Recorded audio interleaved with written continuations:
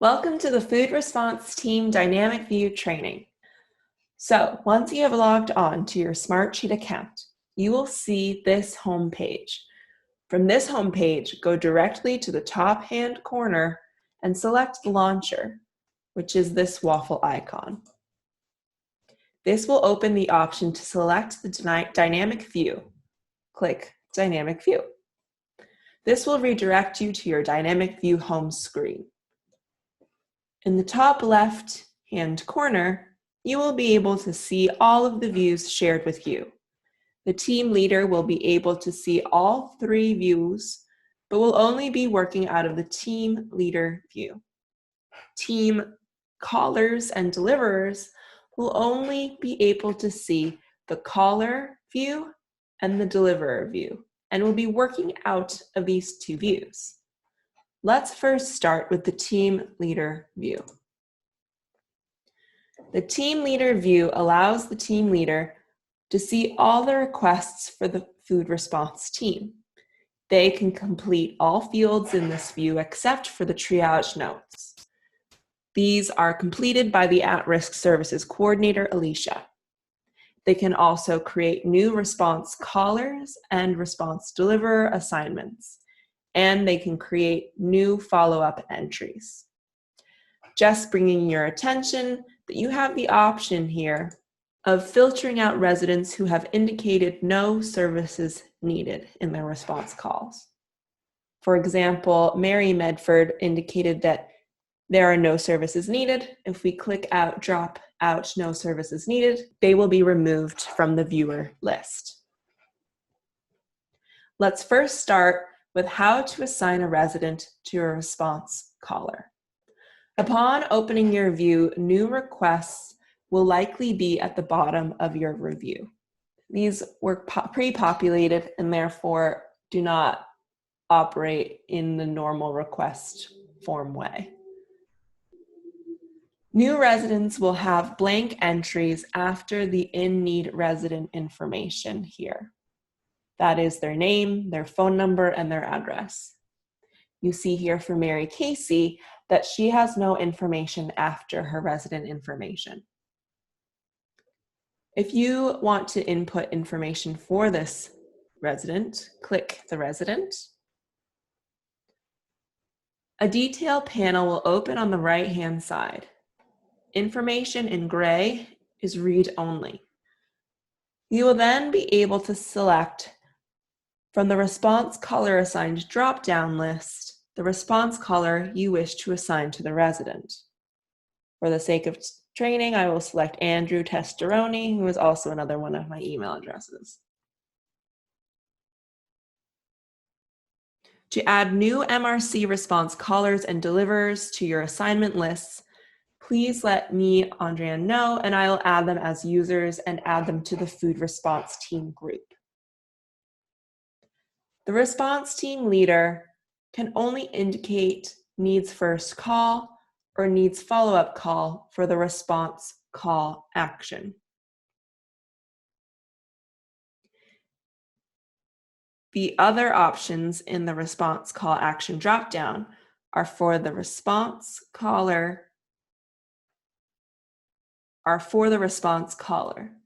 This information will then be sent to the caller in their caller view after you click Save.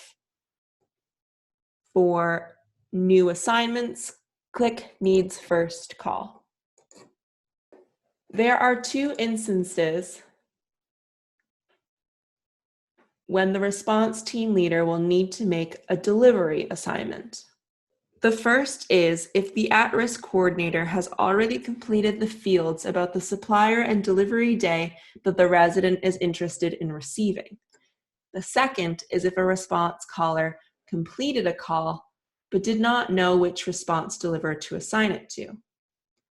The response team leader can go into that resident's detail panel and do the same thing as assigning a caller to assign a response deliverer. For example, for Tom Smith here, they've indicated that the call was completed with information about the supplier and the delivery day. However, a response deliverer was not assigned. To assign a deliverer, do the same as making an assignment for a caller and select your deliverer and hit save. This information will then be sent to the deliverer in their deliverer view after you click save. Please note that the suppliers for food response are limited to Mystic Community Market and Wegmans. The other feature for the team leader is to create a follow-up entry for a resident who has received a delivery in the past week. To do so, click the New button on the top right-hand corner. This will open a blank details panel. Assign this resident to yourself. That's important, or else you will not see the entry.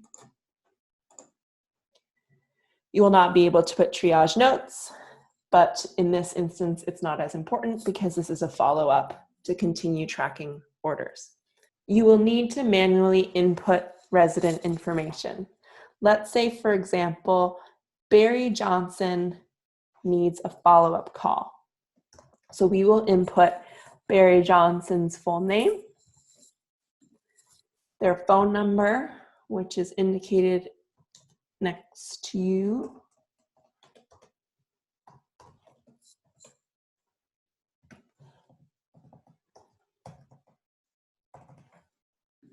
and their address.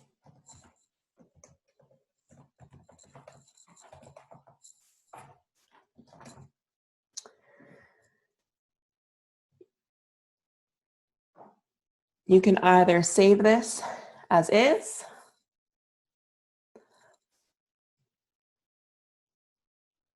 or you can assign the resident to a response caller for a follow-up call.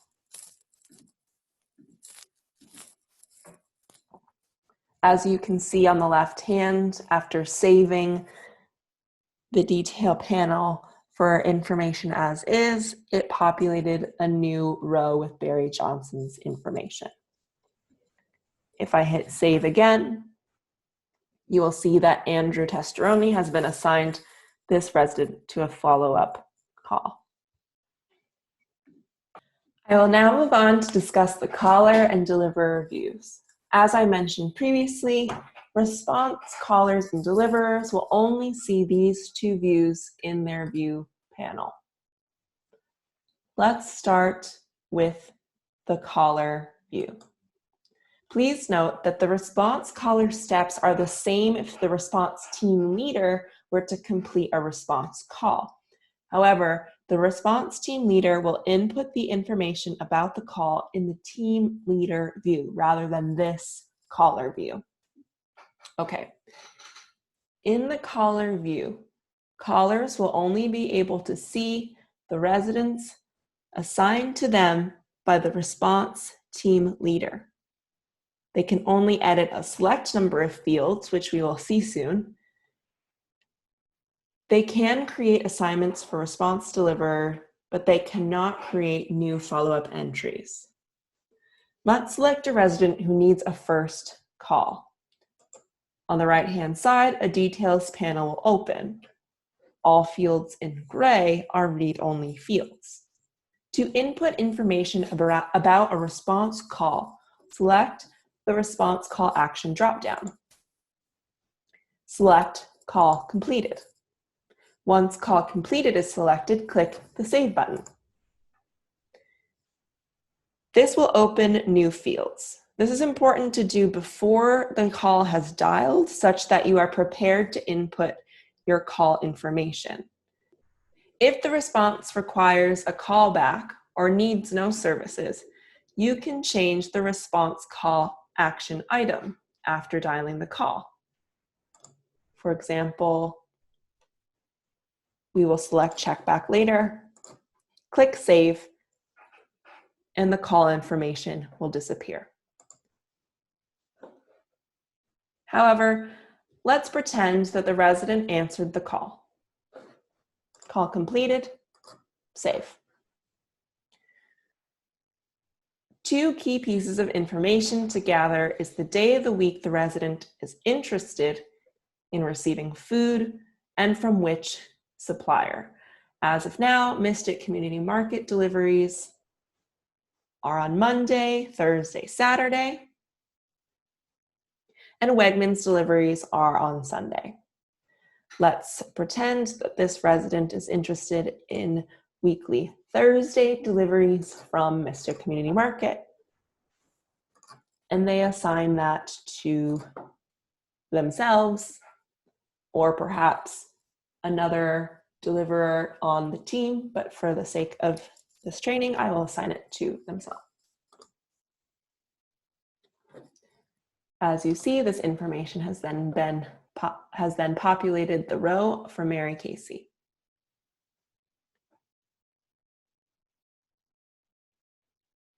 There are two methods for scheduling Wegmans orders. The first is here, is if the resident indicated an interest in Wegmans before the call is assigned to you, the caller. The second is during a call. If the resident has indicated their interest in Wegmans before the call, they will be scheduled in your assignments as follow-up call, indicating Wegmans as a supplier. To input further information about this follow-up call and subsequently assigning them for a Wegmans box or scheduling them for a Wegmans box, select the resident who's indicated an interest in Wegmans, and again, hit call completed and save. And this will open the rest of the information about Wegmans. The delivery day assigned with Wegmans is Sunday. Perhaps they want basket 2. And this will be sent again to themselves or another deliverer. And if they don't know, they can leave it blank, and the team leader can assign this resident to a deliverer. So click Save for this information to go to the deliverer and to be saved in your view.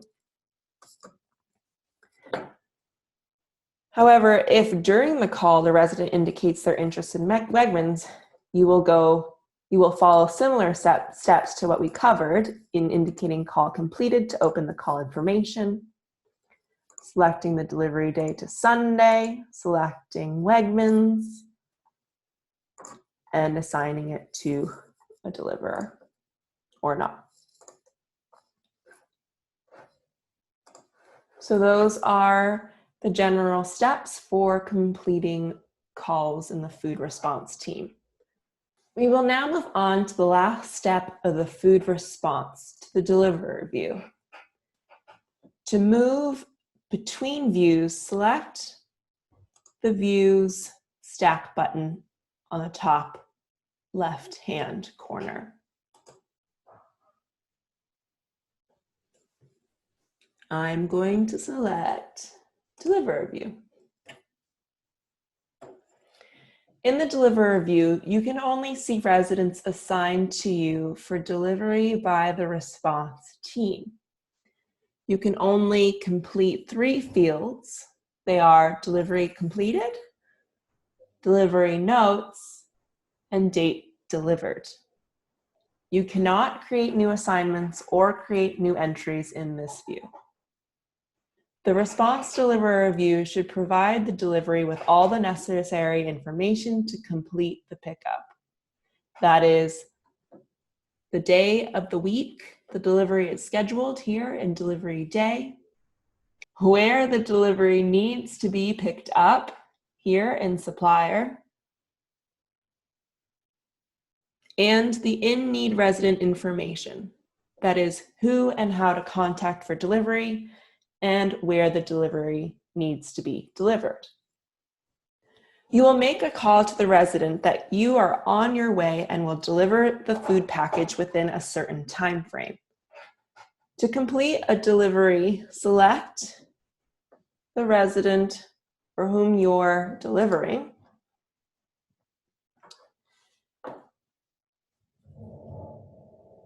and select Yes, delivery complete. You can also indicate relevant information such as drop-off information dropped off on front porch. Then click the Save button. That's important. This will open the date delivered field as required. Upon updating the delivery date, Thursday? What's the last Thursday? 23rd. Upon updating the delivery date, your delivery will be logged as complete. And then you'll hit Save again.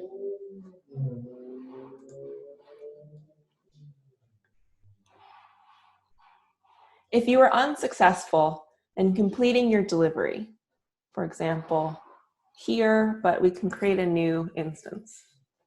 Select No in the Delivery Complete dropdown and input the delivery notes field on why you are unable to complete the delivery. Was unable to enter building. Click the Save button, and this information will be relayed to the response team leader. To follow up on residents that have completed their delivery, for example, Mary Casey at the top, but have signed up for recurring weekly delivery, please rewind this training video on how to create a follow-up entry. Please note, this feature is restricted to the response team leader only. If you have any questions about this training, please feel free to contact me by email or phone. My office hours are Monday to Friday, 9 a.m. to 4 p.m. As this is the first run through the Smartsheet software, there will likely be a couple glitches along the way. I kindly ask that you please be patient. I will do my very best to fix them as soon as possible, and I look forward to working with you all. Thank you.